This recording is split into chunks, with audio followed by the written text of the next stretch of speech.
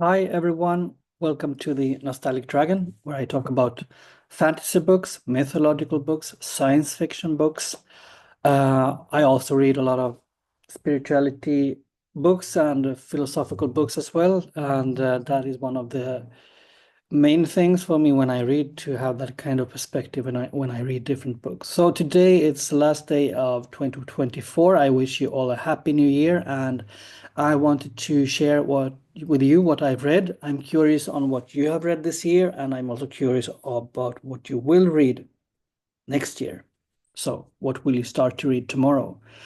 Um, as many of you know, I have a project, you could say, where I both reread the Malazan Book of the Fallen, it's the Stephen Erickson's books, but I also read for the first time Ian C. Esselmont's books. I will focus on those books as well, but also show you some other things that I've read this year.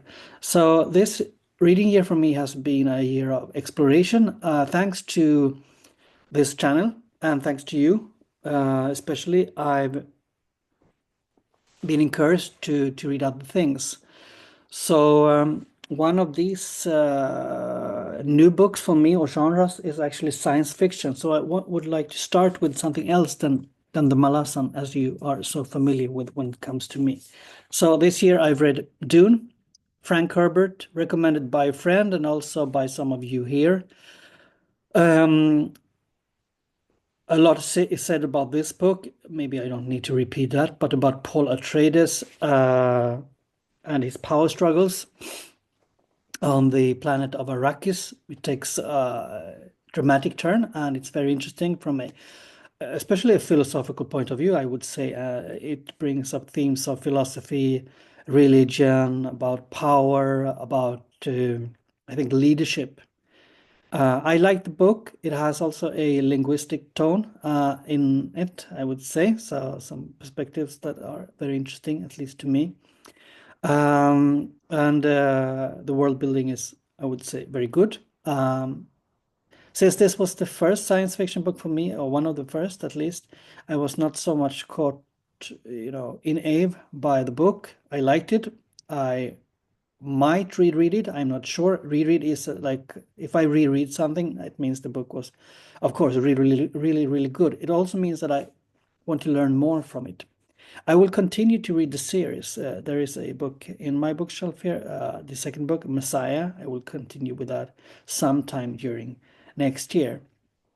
If you have read it, please tell me what you think about the book, and if you also have read the movie, what is your comparison between the movie and the book? And now it is actually a HBO series, but from what I know, it's expanding on the other books.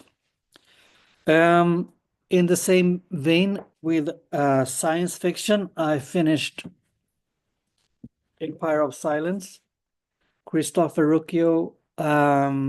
This one I really liked. I also have interviewed Christopher on this channel. This is the beautiful Broken Binding edition, by the way. And it's about Hadrian Marlowe. Um, we already know from the start that it's going to not end good. This is his memoirs, Hadrian Marlowe's memoirs. I think the book overall has a sad tone over it because we already know what will happen. And I would say that in this sci-fi world, very atmospheric, inspired by Dune, or as Christopher Rucchio himself told us here on the channel, this book communicates with Dune. I know too little about Dune yet to make these analysis or comparisons, but you also have, if you've seen other sci-fi stuff like Star Wars and so on, you will quickly get a hang of the setting and the atmosphere, the sounds, and the landscape and the world building. It's quite slow, it's thoughtful, it's a lot of reflections. Sometimes I think Hadrian Marlowe doesn't make so good decisions, so I become critical and sometimes annoyed, but I suppose that's part of the reader experience when reading this kind of book. I recommend it to you. I'm will show you later, but I'm currently reading the second book in the series. So I finished this. I like this. I recommend you to read it. I will continue with books that is maybe not so associated with this channel. I will come to the Malazan books later. I finished this philosophy. Henry David Thoreau lived in New England. I think this is something you read in the US in school. I'm not sure. I read about that, so maybe this is totally not interesting for you. Many of my viewers are living in the US. It's about just living a life with no expectations, you could say. Far from desires and want to have things. And he has a cottage somewhere there, a house in New England, which he lived for many years. And when he lived there, he wrote this book about his life, his everyday life, where not much happens. I'm very interested in Hinduism, Buddhism, Taoism. So, as some of you know, I'm a yoga practitioner, Hatha yoga, and inspired by Zen practices as well. I find these books interesting to read about, especially in the society we live in, where there are so much demands on that we have to produce, that we have to achieve a lot, and that we have to have status and career. So I think this is a refreshing book, old book, but refreshing. Another book, which is a Taoist book, is the book of Chuang Tzu. This book is written by Chuang Tzu. Not sure if he has lived or not. Maybe you know. It's a lot. It's aphorisms and short stories on life and the purpose, or maybe the no purpose of life. It's very thoughtful. It's written in a funny manner. There is this main book, very famous Tao Te Ching, which is more of a poetic source and a source for people who are Taoists, of course, to interpret Taoism in the everyday life. I'm not a Taoist myself, I have to stress, but I like these thoughts of taking a break from the hectic world, and Chuang Tzu's book is part of that. I recommend you to read it if you are interested in that kind of philosophical perspectives. And as you see over here, I have some books that I read before I started the BookTube. What's Ancient Philosophy by Pierre Hadot, for example. And Aristotle doesn't need to be mentioned, but the Nicomachean Ethics. So this is interesting for me. And when I read, I usually overinterpret, I suppose, science fiction and fantasy, for example, with these kind of themes. But I think that's interesting. I have to take some tea. So this will be a bit of a longer video. So why not push the pause button and get some tea or coffee? And this is green tea. It's sencha. I have a bit of a cold today as well, so my nose is itching. So like this, yeah. What have I more finished?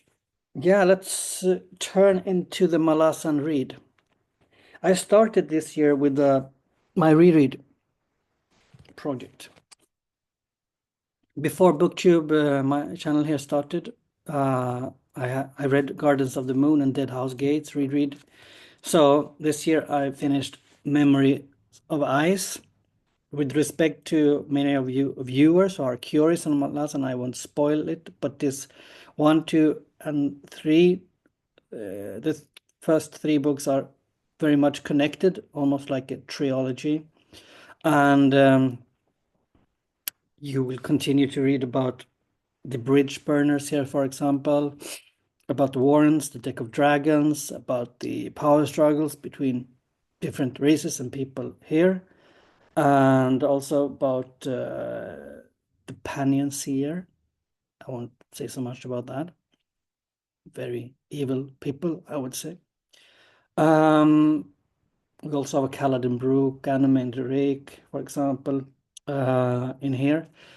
I really enjoy this book. I started to read Malazan, I think 4 or 5 years ago, actually in this house as well. And I will definitely reread this again, a third time. And with my interest for Malazan, I have an increasing number of people that I learned to know that are Malazan readers too. Some here in Sweden, but also around the globe. So that would be interesting to maybe together with you read Malazan again.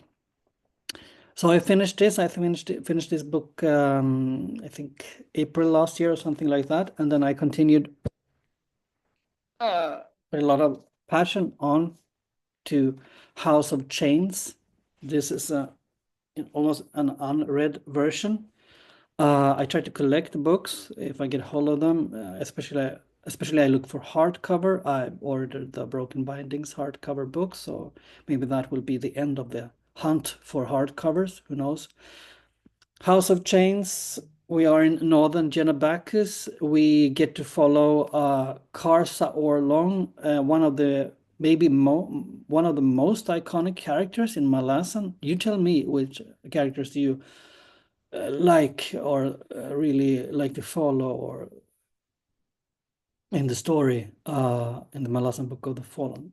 Just be aware of not spoiling too much for other people here in the small community. Yeah, this is great. It's different because, as you know, many Malazan books has many characters, many plot lines. This book is, to a large extent, focuses only on one character and one story. Not through all the book, but I think 300, 400 pages in, you are still focused on only one character and and that's Karsa, how his adventure develops. So I recommend you, of course, to read it, reread it actually.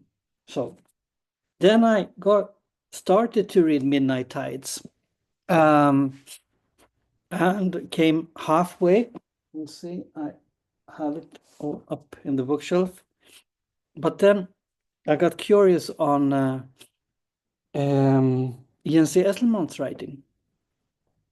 And I started to read the first book, is Novels of the Malazan Empire, Knight of Knives. Very different from Steven Erikson. First, very unusual for me. I maybe didn't feel that all comfortable. It also takes place just during one night. And you know, Steven Erikson's Malazan books takes place during, hundred thousands of years. The time span is enormous and very vast and very deep.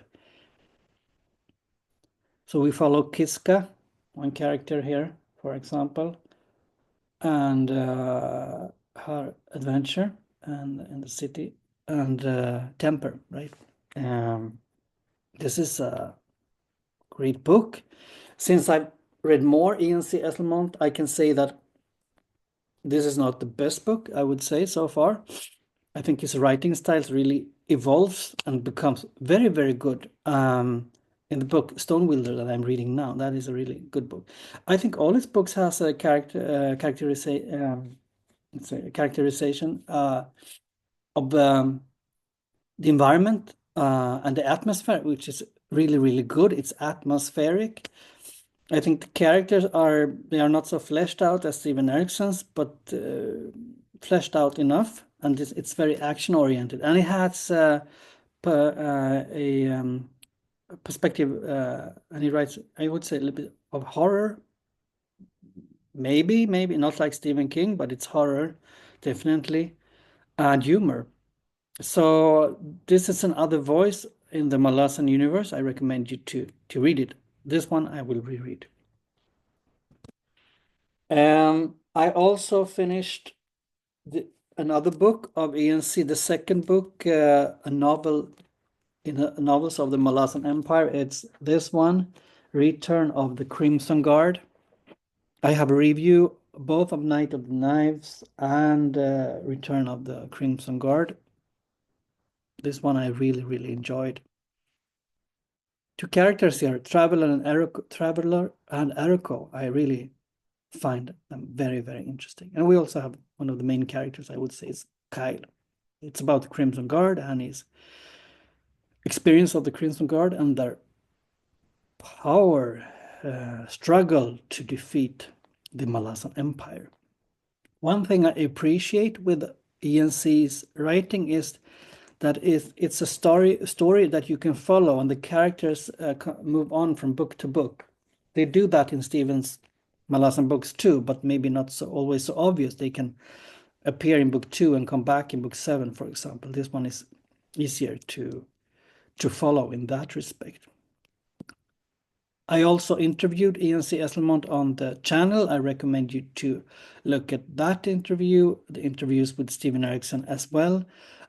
E&C Esselmont will come back during spring when I have finished the book A Sail. It will take some time, but when I'm done, he will come back and we will talk about his process as a writer.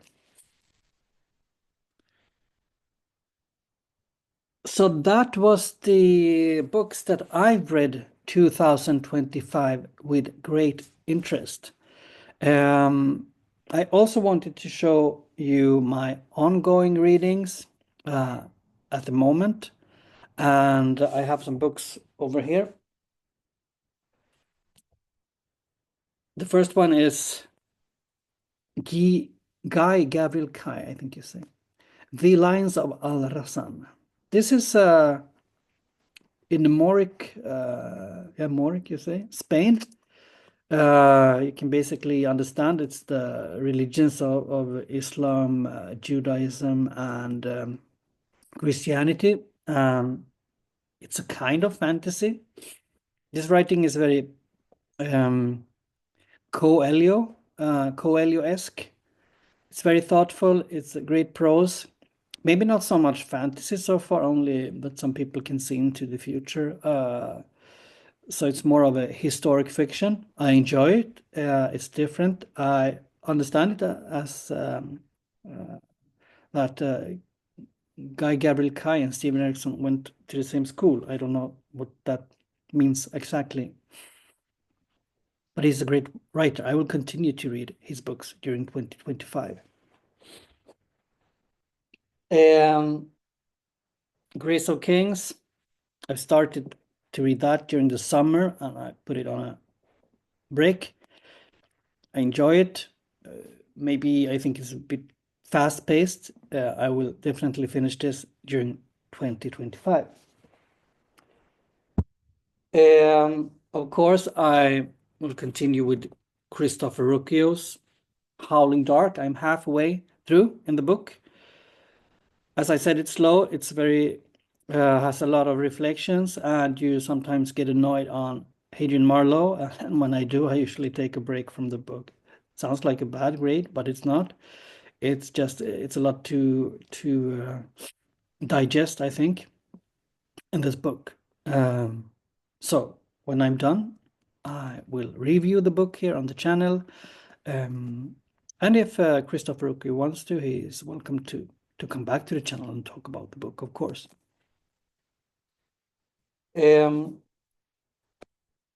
As you know, Grimdark is not maybe my cup of tea, but still I'm reading it. Also slow, Before They Are Hanged, Joe Abercrombie, The Torture, Glotka is in focus here, and humorous, yes, but sometimes very demanding scenes, at least for me. But I will continue to fight with this book during 2025. I know many of you here have encouraged me to read Joe Abercrombie. I'm thankful for that. I've become a better reader thanks to you during this year. So let's see. I hopefully can finish this during the spring. I also have this book ongoing, Malice, John Gwynne. Like it, maybe a bit slow.